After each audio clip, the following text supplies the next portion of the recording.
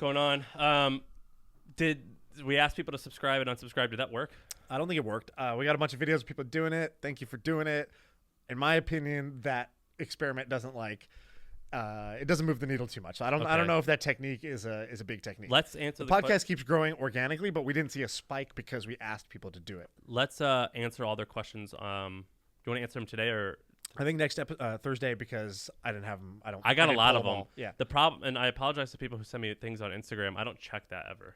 Oh yeah, I didn't even. You know, there's 2 inboxes on Instagram. Yeah, Facebook always does that with their shit. So I didn't know that was even a thing, and I had all these nice people sending me reviews. You find it like a year later. Yeah, and I didn't even know that. So apologies. I listened back to one of the episodes, which is the most uber uncomfortable thing you can do. I've not listened to one ever. Yeah, and I don't blame you. I listened back and. You were saying you're very self-conscious now because we do the video, and that's how I am about the audio. Because I listen to it, and I'm like, what the fuck is wrong with me? Why am I talking this fast? Why am I breathing like that?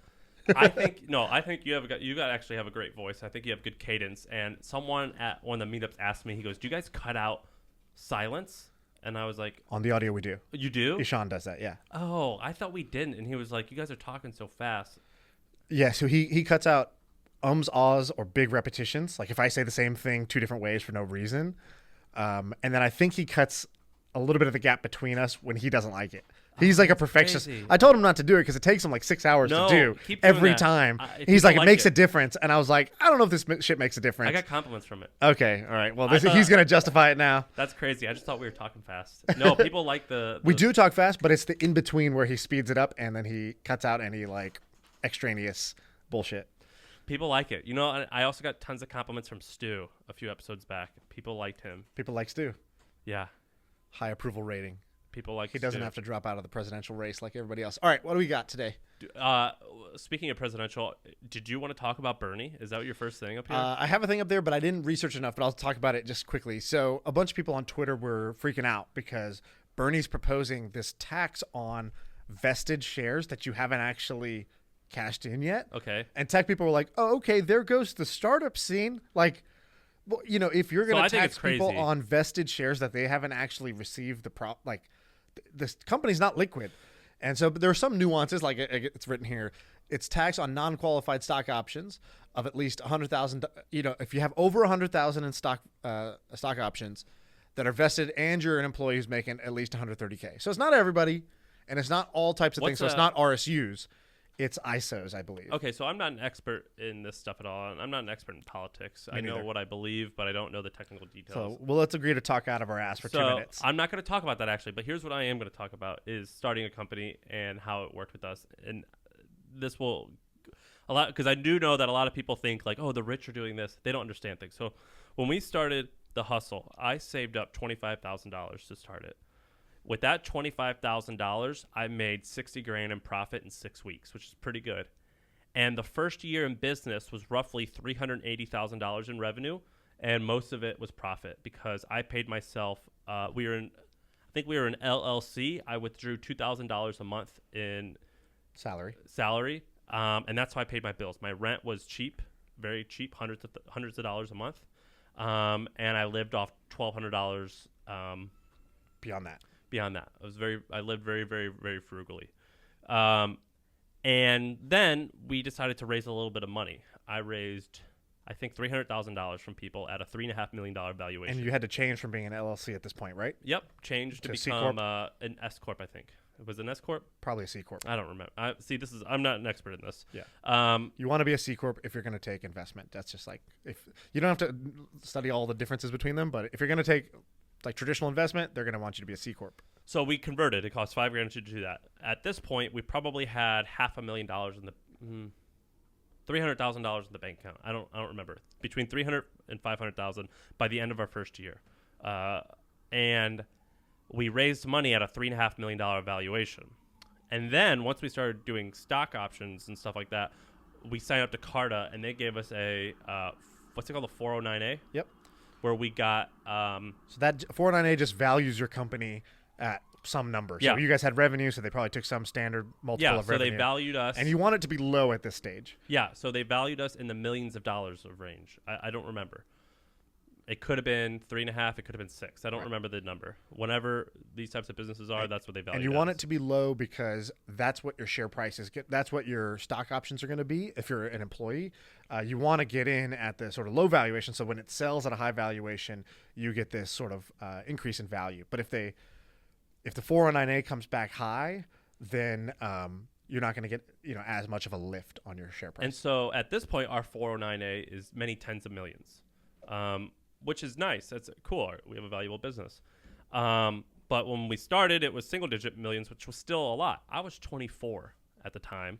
I said I started with $25,000, and I was taking $2,000 a month. I was not saving any money. Right. Okay.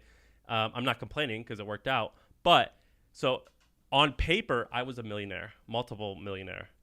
If I had to pay, I think, I forget what this. I don't want to act like I know what I'm talking about. Let's say if I had to pay 20% in taxes on that multiple millions of dollars, you wouldn't have had the money. I literally wouldn't have had any money to do it. Right. Even if I wanted to withdraw money from our business account, I would have had to lay people off or right. So when people say certain people are hoarding money or something like that, a lot of times it's not true. Right. And I have a lot of founder friends that have businesses that are on paper worth hundreds of millions of dollars. Right. And they have tens of thousands of dollars saved. That's in the bank account, yeah. So they're not liquid. Yeah, I think people need to. And this also happens if you're an employee. You leave a company, you usually have what they call an exercise window, which might be 30 days, 60 days, 90 days. I think the normal about is 90 days.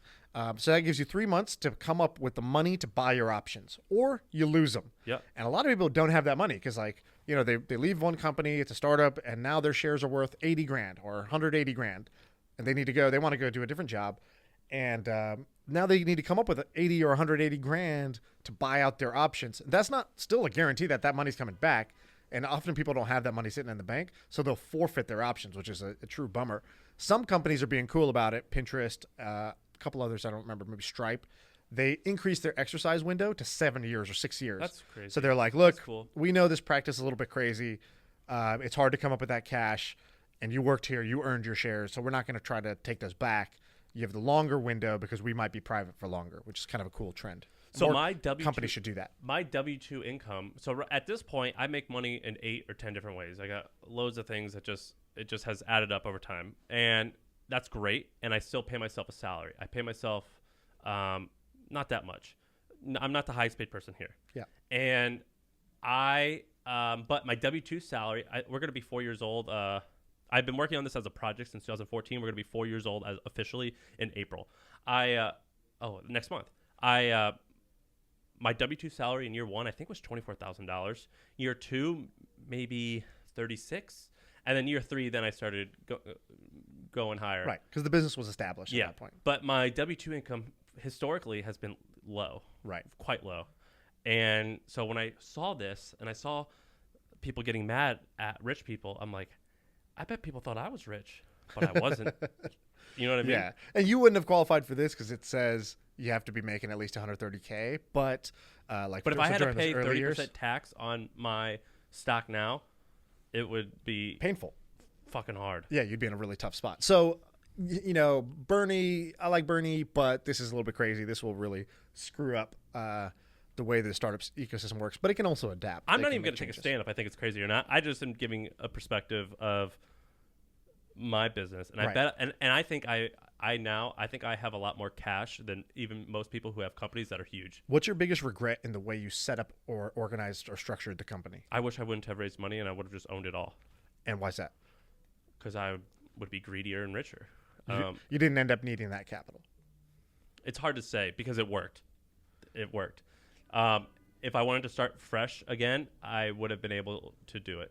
I can start now. What about advice? A lot of people think, oh, this person's so successful, right? You raise money from a bunch of cool, smart, successful people, either in media or not in media. Yeah, so that was helpful. Was that truly so did you get your sort of values worth on the advice component? Yes. Because I'm not sure that typically plays out that way, but I think you did. Yeah, it works. Okay, so look, our network is so fucking powerful. Me and you, our network is so powerful.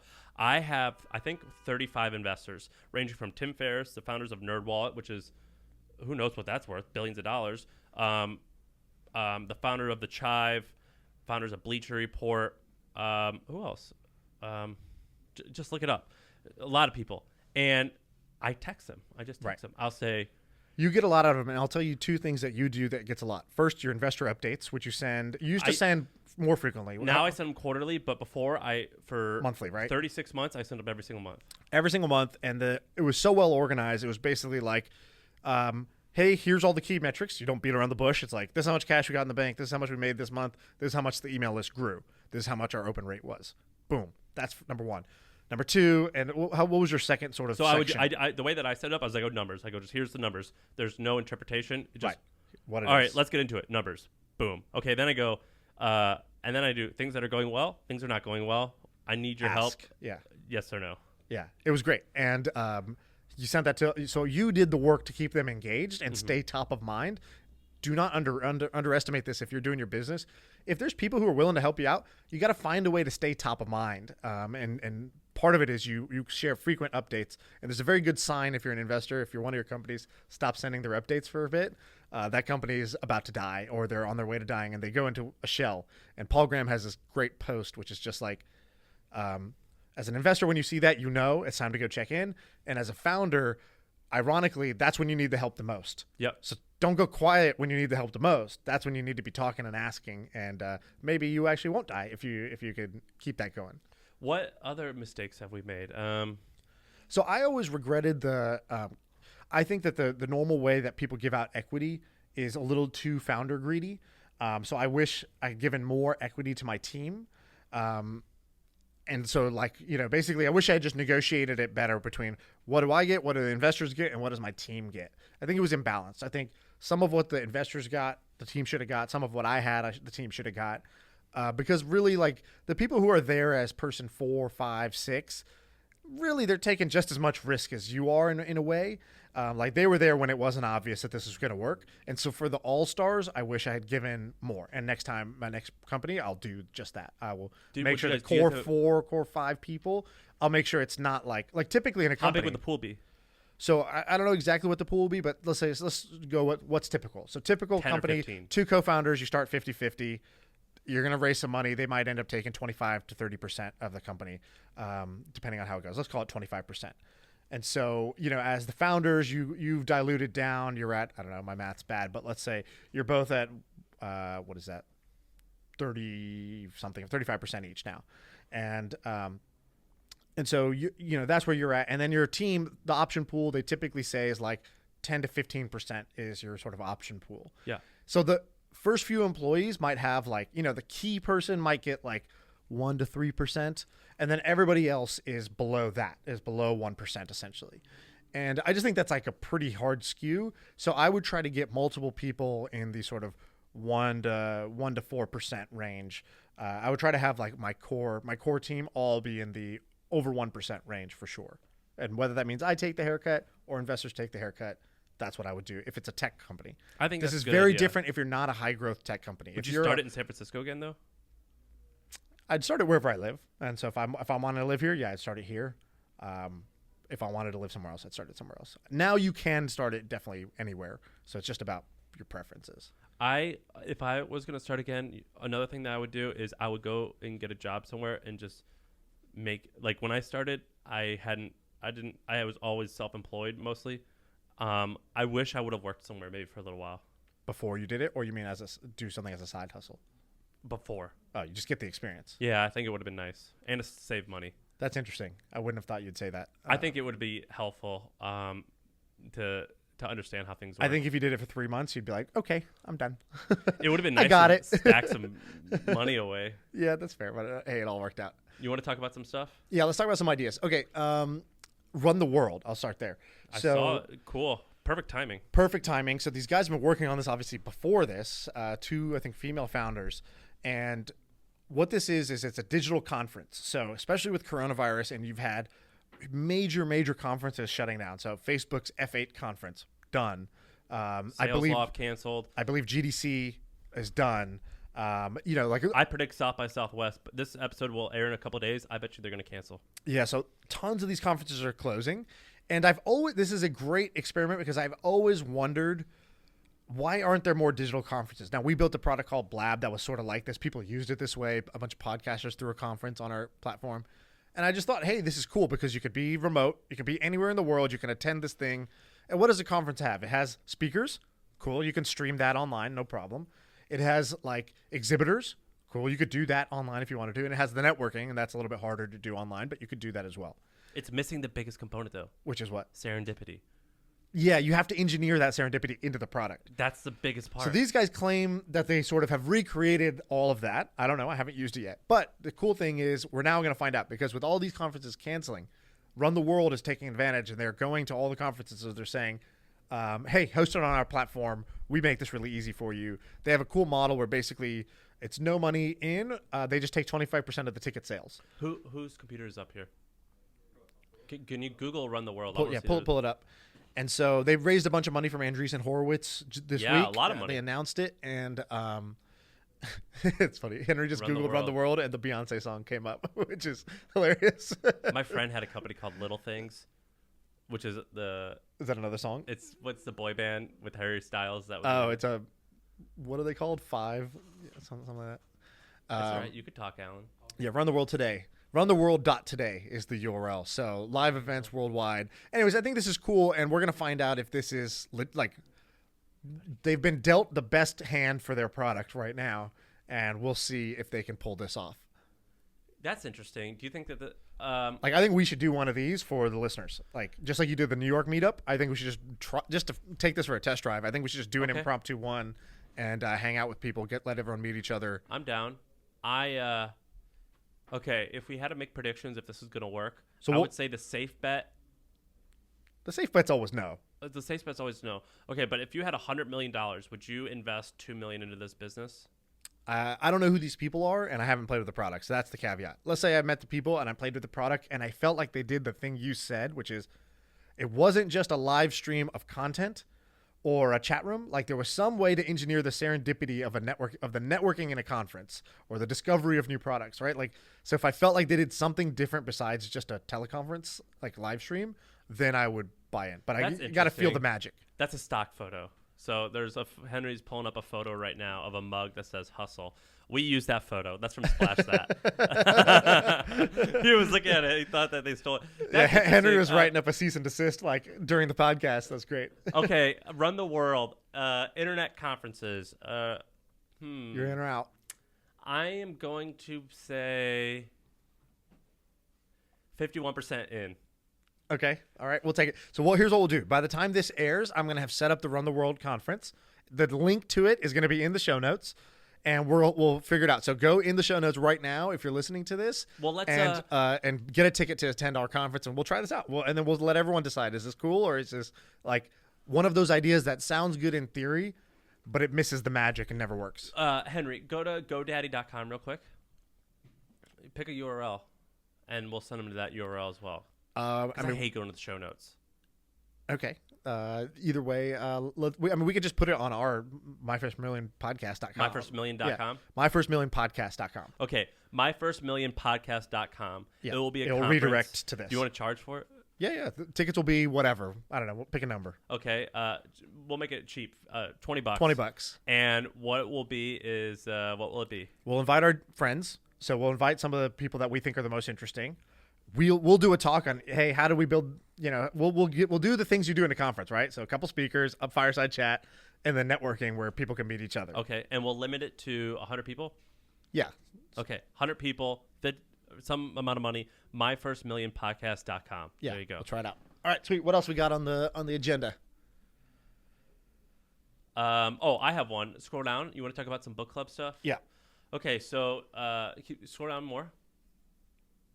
Keep on going. If y'all could see the notes we use for this, is hilarious. It's one long-running Google Doc with just bullet points for every possible thing we might talk about. Yeah, it's great. Okay, so I was going to talk about this a few weeks ago. Okay, so when I moved to San Francisco, I started a book club called the Anti-MBA. And I did it because I didn't go to an elite Ivy League school, but I was always envious of those people because when I moved here, I didn't know a single soul, and I always like stereotyped people as like tall, beautiful white teeth, with Patagonias, and they had like lovely networks. That's what you saw all around you. Yeah, just like these like rich white people who. That's how I like. Right. That's how I imagined it, and it kind of was that. And I was always envious of that. So what I did was I created a book club meeting where we would meet every week and we would read one book a month, and I would convince an expert on the book. How'd you convince people to join this? Where'd you throw it up? You on know your how blog I do. or what? I'm just a cold email guy. I just learned how to cold email people, and I did it online. So each week we would have 30 people show up, and I probably had an email list of 5,000 people who would. So this was not in person. This was all online. 30 people in person. Sieva, yeah, a lot of my best friends I met this way. 30 people. My friend had an office and he let me use it, and we would just meet up, and I would read a week ahead of time and just make notes and lead the discussion, and sometimes we would have an expert. Okay, and then I would send show notes or meeting notes to the list, and people loved it. I made close to no money off of it, or I don't think I made any money off of it. I just did it for fun, and it was very successful. And a lot of people said that we should make it a thing. I think I thought it was a stupid idea, but book clubs are actually kind of interesting. So there's this business called Book of the Month Club. It was started I believe it was started in the 1930s. At this point, it was owned by Bertelsmann, which is a large publisher, a multi-billion-dollar publisher, and then recently a private individual bought it for single-digit millions of dollars. In the 40s, 50s, and 60s, this was massive. I mean, it was millions of people paid for it, so it was quite a large business, hundreds of millions of dollars, probably in the 60s and 70s. It's gone away once Amazon came around. A guy bought it a couple years ago, and it's quite large still. And what they do is scroll down a little bit more. This says 90 million users? What the hell? No, that's Goodreads. Oh, that's Goodreads. Okay. And so Book of the Month Club now has 100,000 active paying customers. Wow. Which means they're in the revenue range of 10 to 15 million a year in recurring revenue. And the founder said in an interview, his goal is to grow 5x a year. For 5x a year, nice. For the next year, not consistently. I don't know if I think that's bogus, but Book of the Month is kind of an interesting thing. I've always thought that it would not work. Now, my opinion has changed. So Goodreads has 100 million users. There's this thing called Wattpad. Have you heard of Wattpad? I've heard of it, yeah. Wattpad, a lot of people don't know about it. Wattpad, it's owned by a guy in Canada, and they have 400 employees. It's a multiple $100 million a year business, I believe. It's a book club it's not a book club. It's more You write on it. You write original stories on it. Yeah, but their category is middle America romance novels. Yep. So if you're a 40-year-old woman, you probably have heard of Wattpad. You're saying that's the most popular category? Or yeah, that's but it's pretty much all they do. Oh, really? Okay. It's basically for women it's like men do video porn, romance novels is woman porn. I mean, that's basically what it is. And so, huge business. And now I'm quite bullish now on these book clubs. Yeah. Yeah. Reese Witherspoon has a book club. My wife uses it. My sister. So many people. Have you heard of this? No, I haven't heard of that It's one. called Sunshine, some fucking thing. But Oprah had hers, but hers wasn't a paid membership. But this is really smart. Like what you're describing, I'm like, oh, this is good. And I think you got to have, probably not got to have, but it's advantageous here to have a brand like a Reese Witherspoon or whoever, Jennifer Aniston or Gwyneth Paltrow or whoever. Or like The Hustle could do a book club, you could do a book club. Like I think that you have to have a bit of cachet to organize people around, to get the energy going, that initial energy you need. So here's one angle. You buy the rights to the book, which is expensive. Yeah, why would you do that? Well, because I think the margins in books are quite small. I've talked to Tim Ferriss about this. He told me that he earns he didn't say that, he didn't tell me this, but he told me, I mean, I think that he does about $1 million a month in revenue off his podcast. And he told me that this is what he did tell me. He has made 10 times more money off the podcast than all of his books combined. Right. So I don't think people get paid a lot of money for books. So the margins are So it might be a cheap asset, you're saying? Yeah, I think it's quite cheap. So I would my goal would be to buy the rights to the book and make it popular. You know who, have you heard of, there's this company that owns Proactive. It's called I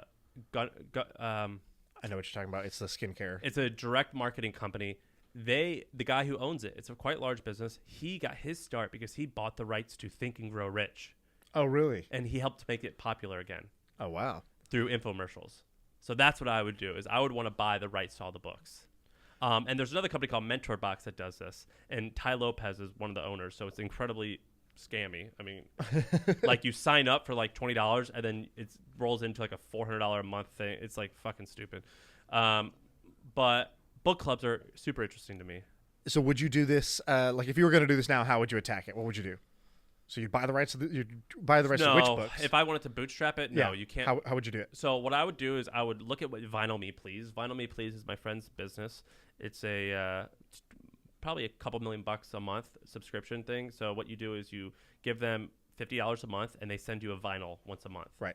And so I would do that, but for a particular type of category. So what I would do is I would create a Facebook group, and I would say it's $30 or $50 a month, and we're going to read one book a month. I'm going to get one expert to come and talk about the book each week or each month. We're going to do it in a Facebook group, and I'm going to send you notes about the whole book. And what category do you think you'd choose? Would you do the romance novel, or would you do business, or would you do self-help? Well, just because I have such a network in business that I could just crush it right off the bat. Business, yeah. But romance novels, I know this from experience because I've invested in these types of things. Romance novels have the highest liquidity, as in people consume them the most. Right. So they're like voracious readers. Five times the number of books read. The romance category is probably it's probably the most popular category on Kindle. Yeah. I bet you it is. So okay, me personally, I would start here. But if I even slightly was interested in romance novels, I would.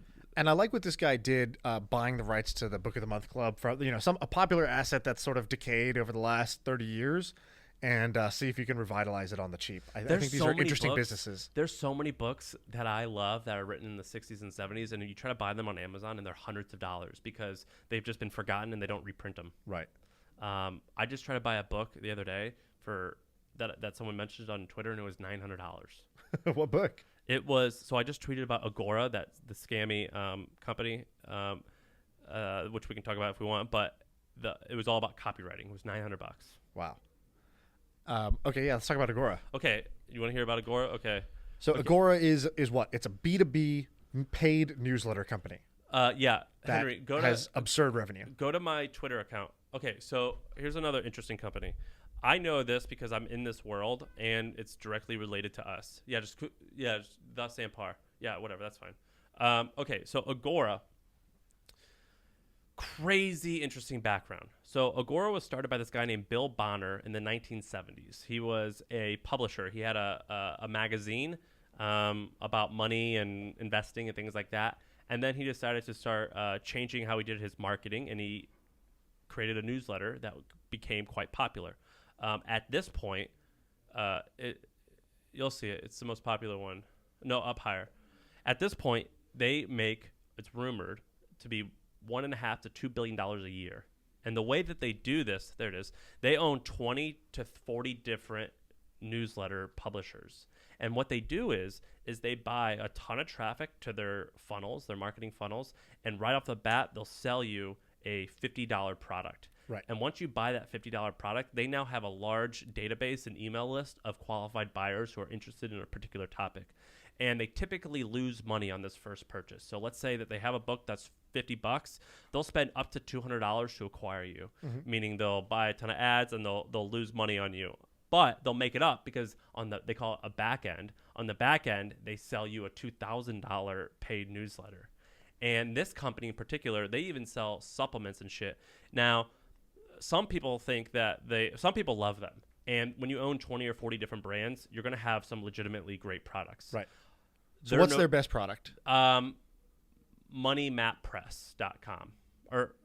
Money Map Press. So this is for hedge funds, for financial traders? No. What's this for? Yes, some financial traders. Their typical audience is white men between 50 and 70 who are conservative and believe in like the government's going to come and like take your money. I mean that goes like, so I signed up some of their funnels and there was shit like, if you go to Breitbart.com, you'll see an ad that says like Nancy Pelosi's coming for your money and things like that, and you sign up. That takes you through one of the Agora funnels. And it's a $5 book, and then you'll go through these funnels. Now let's just get rid of the whole unethical part because you can learn from everyone. Who cares if it's unethical or ethical? It's fascinating regardless, and you can learn from it. What they're experts at is copywriting, and everyone in Silicon Valley, not everyone, but you get the point, is all about design. It's got to look good. It's got to be aesthetic. Right. Their websites are a blank page with text. Right. Not just text, but like fucking 5,000 words. and a buy now button at the very bottom.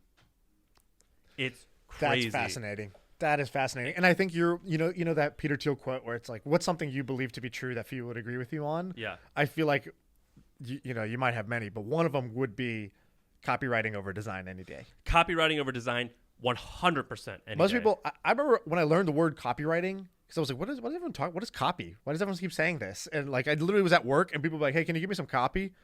I was like, coffee? What? Did she just ask me to go get a coffee for her? Like, I had no idea what the fuck she was talking about. And then I sort of learned, copy means text that's going to go on the website. And then through you, I realized, hey, wait a minute. The text that's on your website is essentially your salesman, and sales gives you the money. I should probably learn how to do this. And then I went deep on it. It's the most important skill you can learn, because I've spent years learning it. If you just give me a blank web page, I will make money till I die. Right. I will always have a job because I can do that. Right. Now, what I could do is do really unethical shit and scam a lot of people really easily. But if you know how to copyright, you know how to persuade via the written word. Yeah, I would say persuasion is the most important skill, whether it's through the written word, verbally.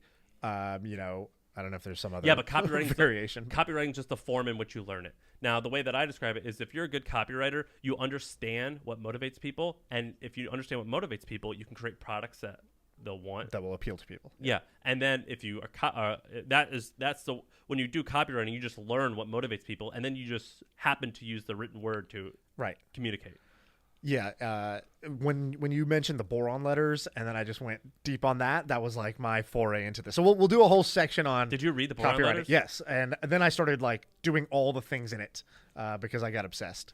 So the boron letters, if anyone's curious, Gary Halbert is his name. He's dead now. He died of a heart attack. It's actually kind of hard to find. It's hard to find. But there's one link, and if you get to it, it's like chapter 1, 2, 3, and it goes to 19 or whatever. It's this copywriter who's one of the best copywriters of all time. And what he would do is, he was such a good copywriter that he kind of turned into a crook. And so he would write these sales letters to buy like encyclopedias and buy like fucking anything, just shit. So the boron letters are, the way it starts, it's like he's writing to his son.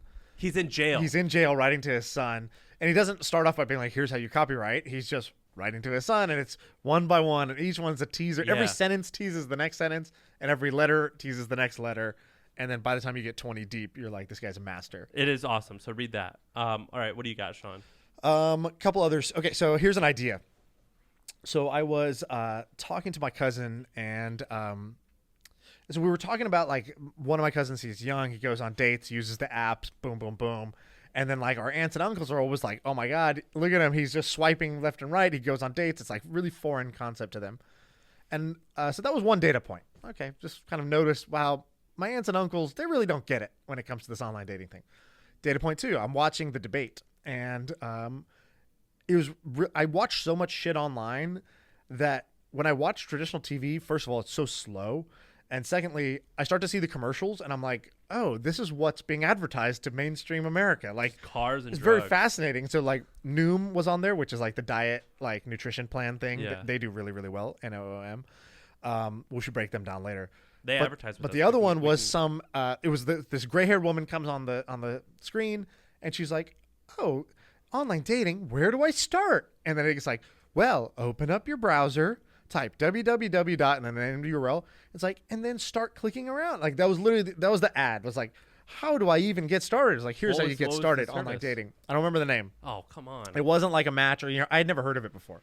So I started thinking, and I was like, there's so many people that are sort of in my sort of extended family and whatnot that are divorced and they're alone. And so I was thinking about them. I was like, it'd be great if they found someone, but the reality is they don't do a lot of online dating because it's so scary and foreign. And it's not the online part that's scary. It's the expectation that you then need to go meet somebody. And so, like, let's take my uncle, for example. My uncle's, 65 years old.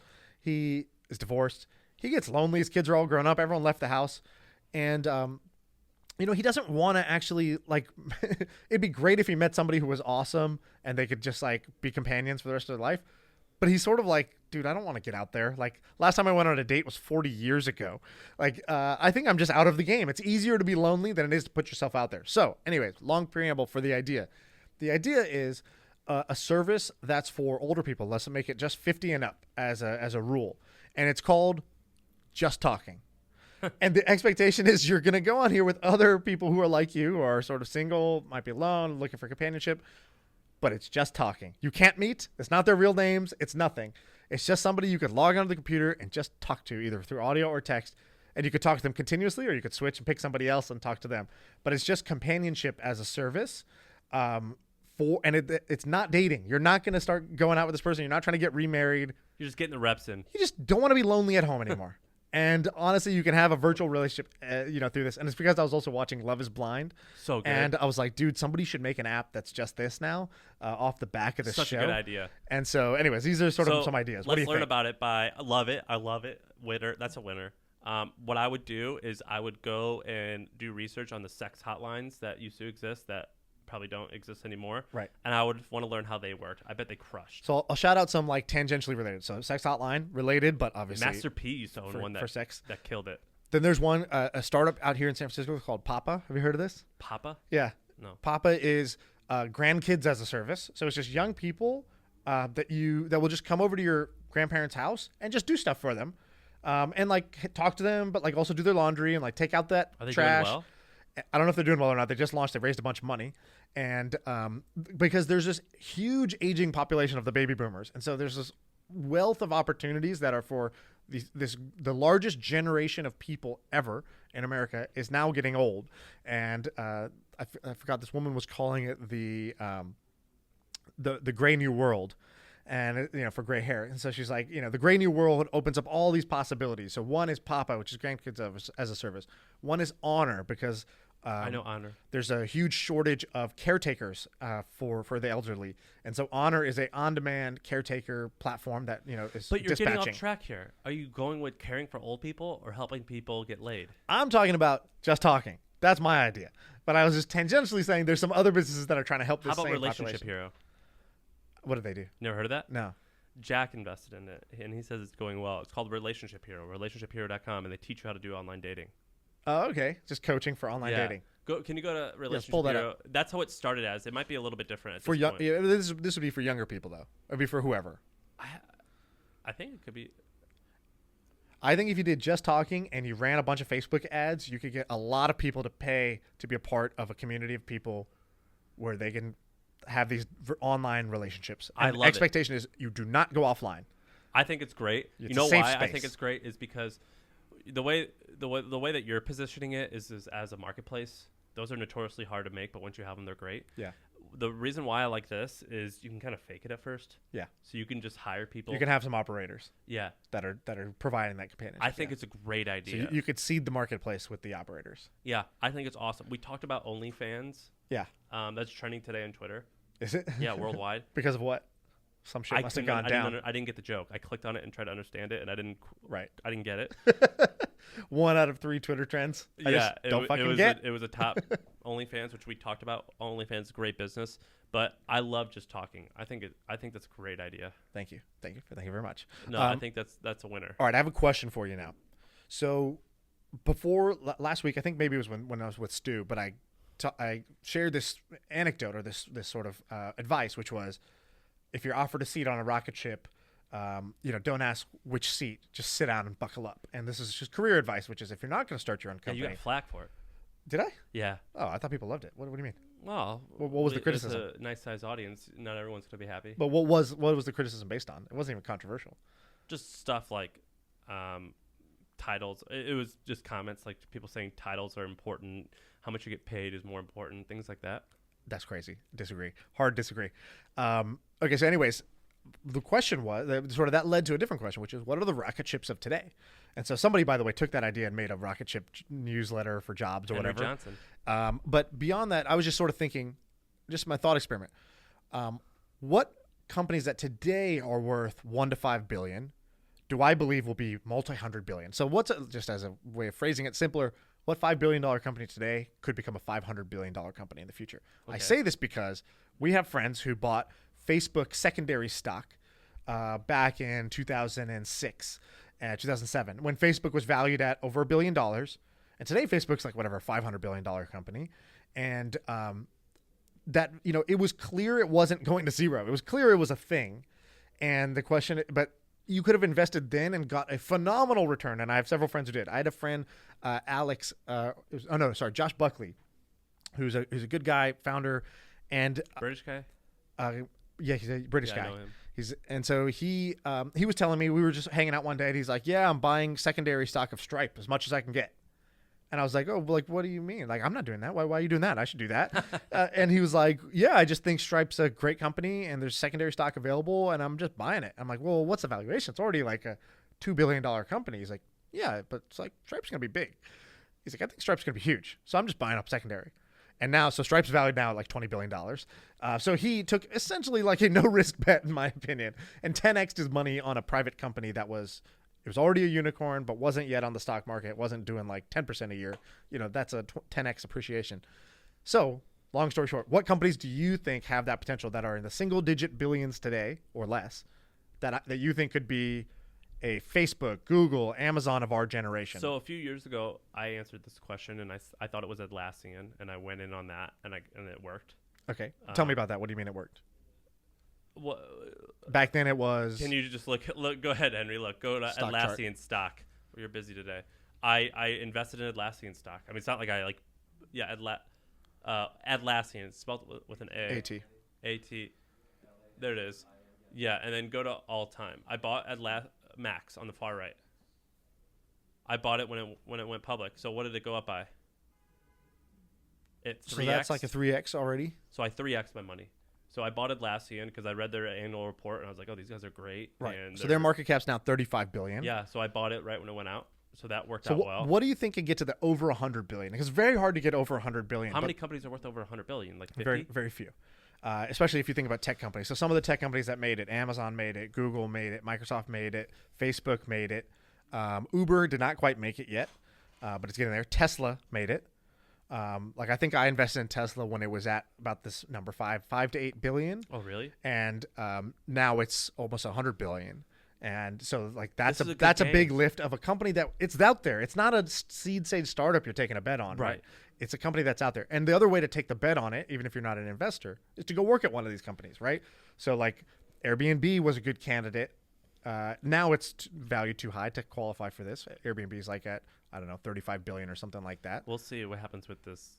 But it's not in the single digit billions anymore. But when we moved to San Francisco, we could have done that, right? When I moved to San Francisco, I had a job offer at Airbnb when it was worth $1 billion. 1 billion. Maybe less. I don't know. It was less. It was 2012. Right. So let's just say it was at $1 billion, which it wasn't, but let's say it was.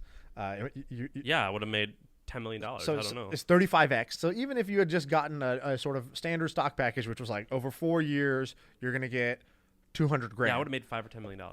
Yeah, that's insane. And I got fired before I even showed up to work. So some other candidates that I put up here, Flexport, I think is a candidate. Maybe. Oh, you got some inside intel? That sounded like a juicy maybe. Well, Ryan told me he thinks it's going to be massive or it's going to go bankrupt. Okay. Which is like how you're going to be when you're... Yeah, that's how you're going to be. That's how you got to be. So this was harder than I thought. I also tweeted this out. So the most popular answers I got was Airtable and Carta, and I pretty much disagree with both of those. I don't know. I asked. So these are smart people replying, and I was like, Carta? Why Carta? We should get Carta to sponsor this podcast, by the way.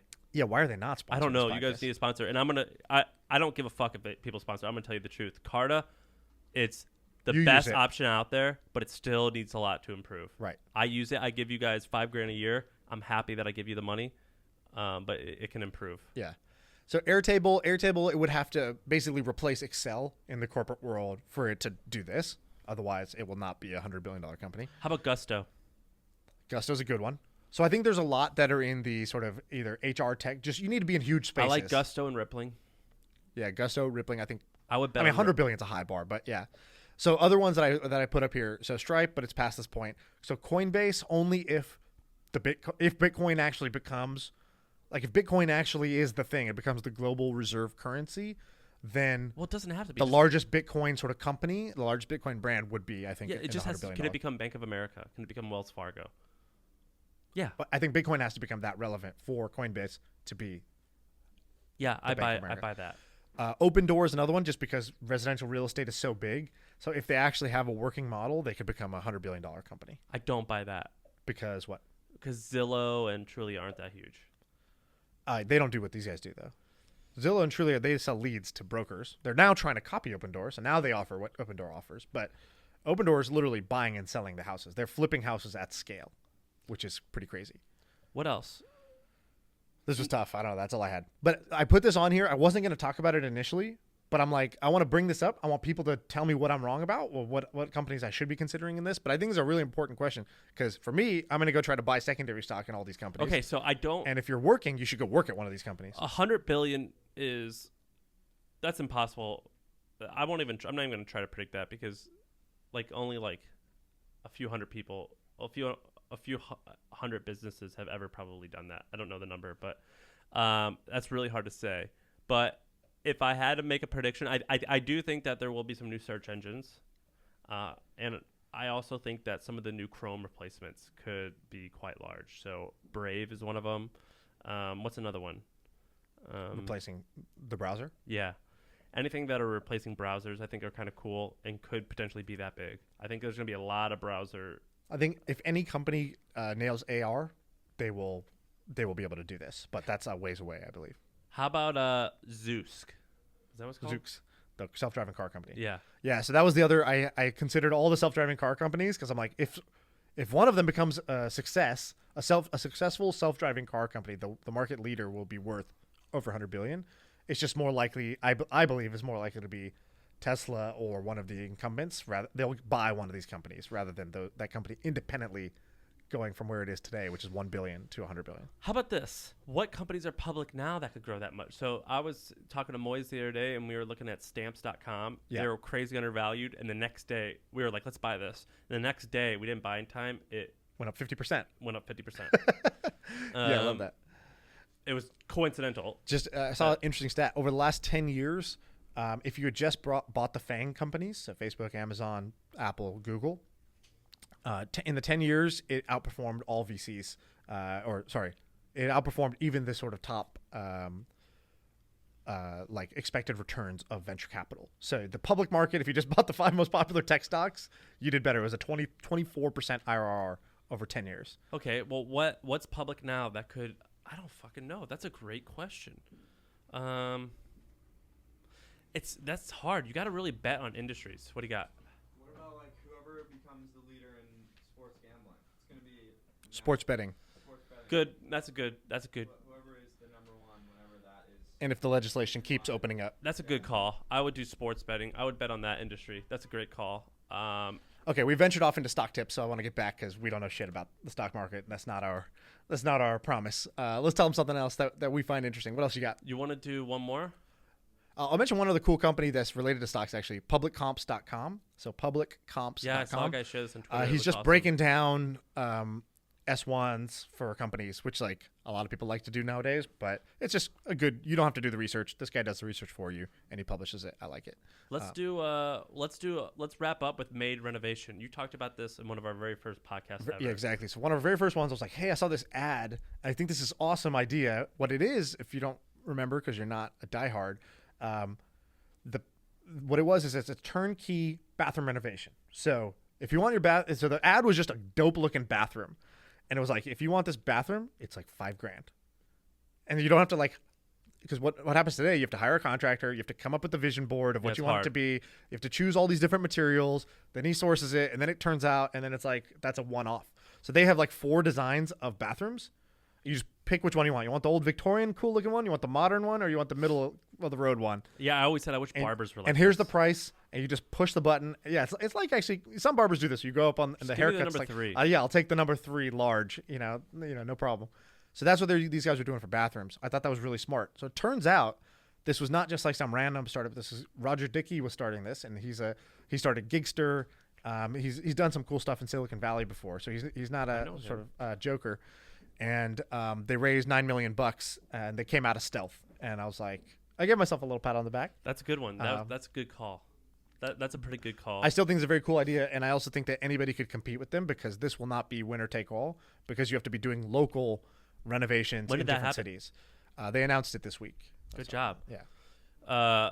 Can I give myself a pat on the back? Yeah. One of my first angel investments, Lucy.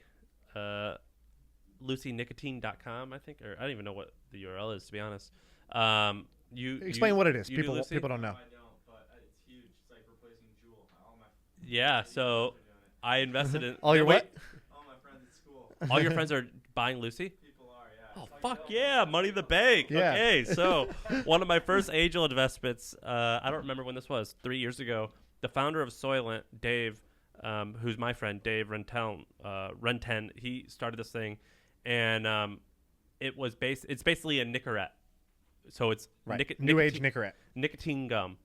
And he told me about it, and I was like, all right, well, Dave, you started Soylent, so you're pretty smart. You scaled that thing up. I knew him well. He's a good guy. And it's a Big market. It's nicotine. So I'm like, okay, well, I mean, this is... Retention's going to be good. Yeah, I'm a nicotine user. I like the gum. I chew the gum, and I like the... You chew Nicorette? Yeah, I prefer lozenges, so I'll put them in my mouth. Okay. But you don't smoke, so you just do this nicotine. I like nicotine. I don't drink and I don't smoke. That's my vice, and it's a monthly subscription. Yeah. I was like, yeah, of course you'll fucking knock that one out the park. Really smart. And they just raised a lot more money, and so on paper, which is completely useless. On paper is not going to buy me a house or pay my rent, but the valuation went up significantly. So I got a little... My corner store guy has it at the front by the register, and I said, okay, whatever's at the front by the register, that's what's selling. That's what this guy knows will make him money. Is it really? Yeah. I sent Dave a picture. I was like, no look at this shit. Henry, although the guy I asked him, I said, how well does this sell? And he's like, it's pretty good. It's not Juul, but it's pretty good. Of course it's not Juul. Are the kids are buying Lucy? Oh, fuck yeah. Money in the bank. Yeah. pay the taxes on it. Oh, fuck. Money in the bank. I think that's a 5 or 6x so far. I'm proud that that would be that's a good investment. I like that one. That would be a good one. I think we're one of the first folks in on that one. Fucking A. I hope it works. And just for while it is awesome, it is totally luck. So I'm not going to take that much credit, but awesome. All right. You want to talk about anything else? No, I think we're good. Let's save it. We're going to do another one in 2 days. I got some other stuff for that. All right. Thank you. Give us a review and share with your friends. Yeah. Tell your friends. See ya.